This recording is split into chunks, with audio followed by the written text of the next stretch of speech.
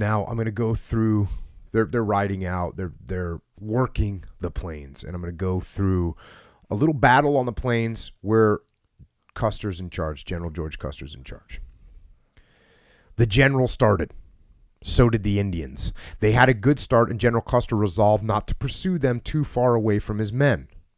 After a sharp, short race, he stopped on the plain, keeping well away from the suspicious woods. When he stopped, the Indians stopped. It was evident that they would not be so audacious without a consciousness of strength somewhere. For ways that are dark and tricks that are vain, the heathen Sioux is almost as peculiar as the heathen Chinese. And I actually had to go and do a little research on that one. There's a poem it's about Chinese migrant workers. And interesting, you can go and read about this poem. It's called The Heathen Chinese. And if you read the poem, you realize that he's trying to describe that they're playing cards with a couple of the people working on the train are playing cards with a Chinese guy. Mm-hmm. And as they're playing cards, they're kind of treating the Chinese guy like he's ignorant, but he's actually winning.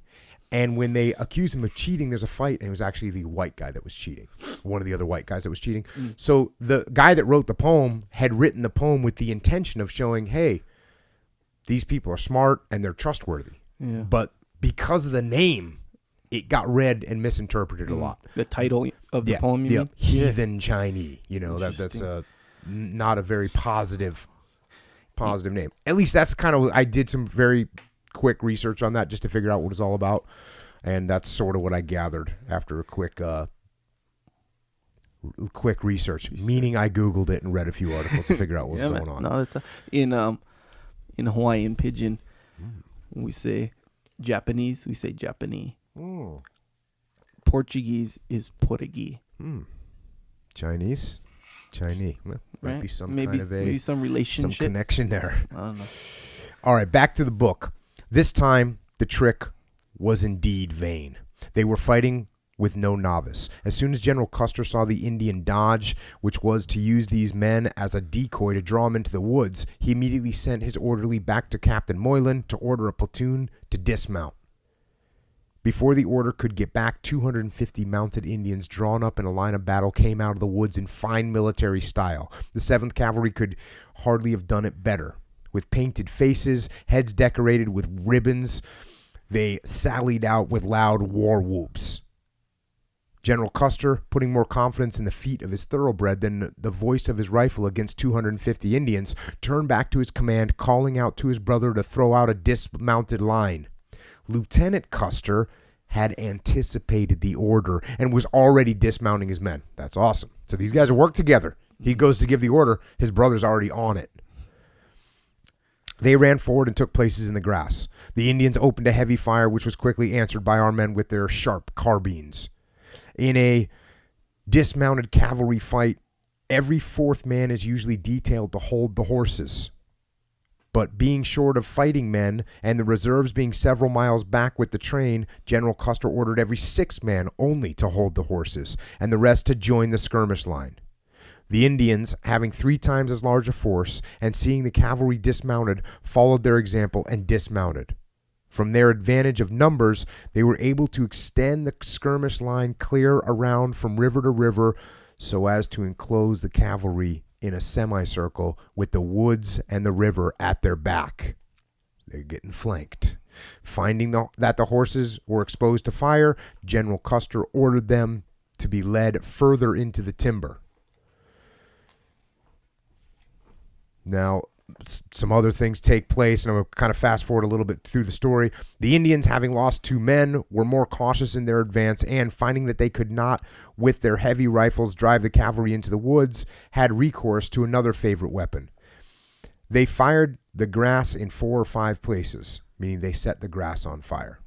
So you imagine you're hiding in the grass, and then all of a sudden they're setting the grass on fire.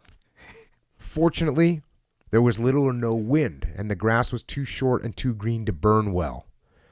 Else this new weapon might have proved formidable indeed.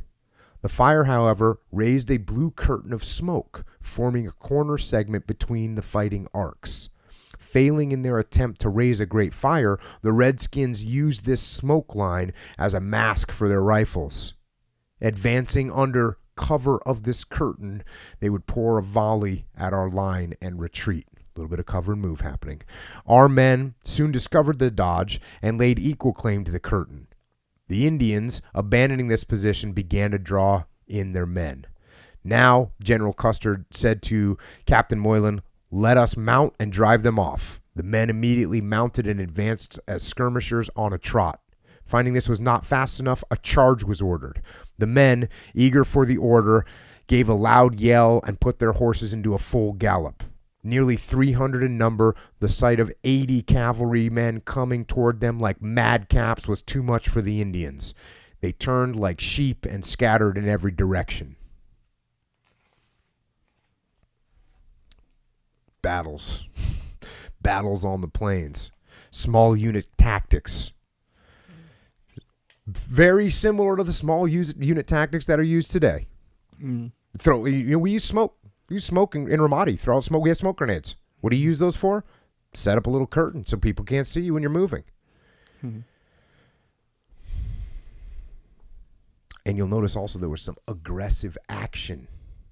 It's that aggressive action. Both sides. When they got aggressive, they started doing better. When you start getting, when your opponent becomes the aggressor, you start getting put on your heels. So you got to stay aggressive.